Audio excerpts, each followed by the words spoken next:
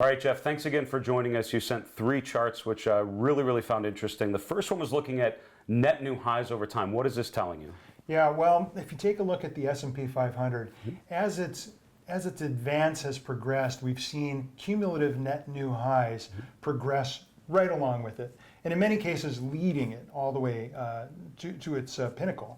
And in fact, when we saw the pullback in February of 2018, net new highs, cumulative net new highs, didn't really take a plunge. I mean, they pulled back somewhat as the market did, but as soon as the market started to advance again, cumulative net new highs broke out and began to lead the market to its new high. Right. And as the market peaked again in September of 2018, net new highs began to roll over, and they began to plunge as the market began to plunge, and it really hit their nadir in December as the market did. The thing that caught my attention is, as we've seen this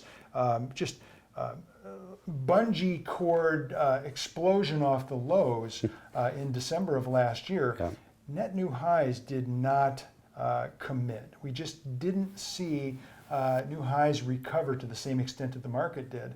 And as we've made these three separate peaks in 2019, I believe in April, July, and now September, I think new highs, even though they've made higher peaks, have not broken out and made higher highs. And so that's concerning. I mean, the fact that new highs are not keeping up with the market is something that I think investors need to pay attention to, because it really calls into question whether or not the bull market has the strength to continue to progress. Very good. This second chart I love because it's such a long-term orientation. I'm always talking to the viewers about, make sure you're plugged into the long-term trend. What is this showing you, this chart of the transportation index? Yeah, so we titled the chart Economic Cycle Model, and I've done a lot of work on trying to identify different indexes that are strongly correlated with economic cycle. And in that, the transportation's ranked number one.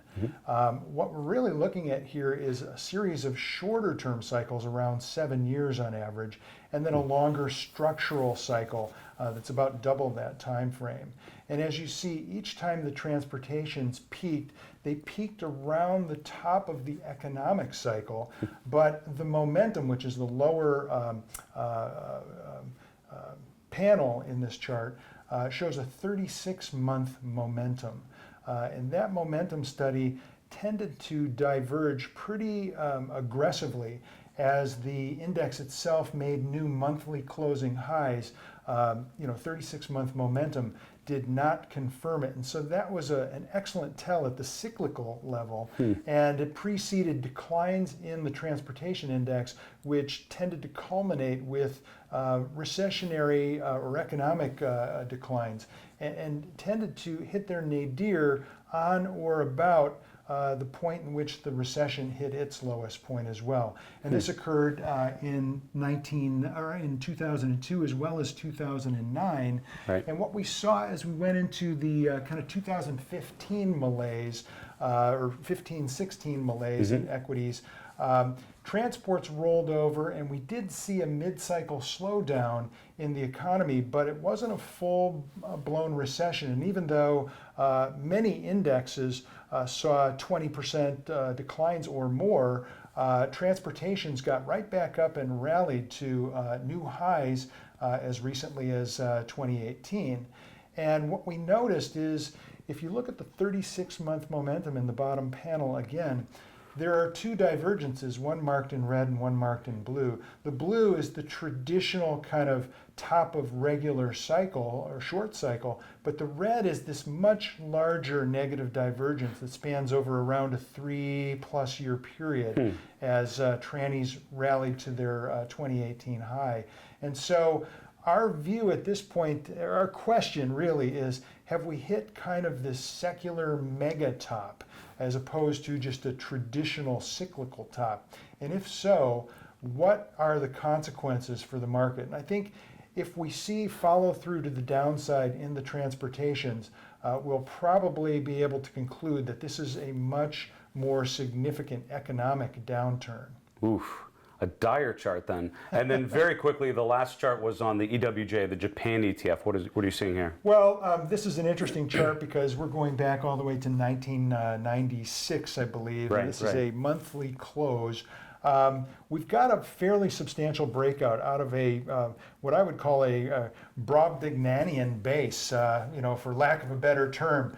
It's just a huge base. Yeah. And we could call it an inverted head and shoulders base. Some might draw the lines a little differently, maybe say it's a triangle of sorts. But any way you look at it, I think that base is certainly resolved to the upside and has put in what appears to be a 10-year uptrend. And I think this latest consolidation appears to be breaking out, and we've seen it confirmed by momentum. This is 12-month annual momentum in the top panel. For me, when I look at the various countries across the international spectrum, this is the only country that I've really had an opportunity to upgrade recently. We recently upgraded it from bearish to neutral, Okay. and I would be probably looking to upgrade it to bullish very quickly if we see some follow through here. This is perfect. 3 really good charts, Jeff. Thanks so much. My pleasure.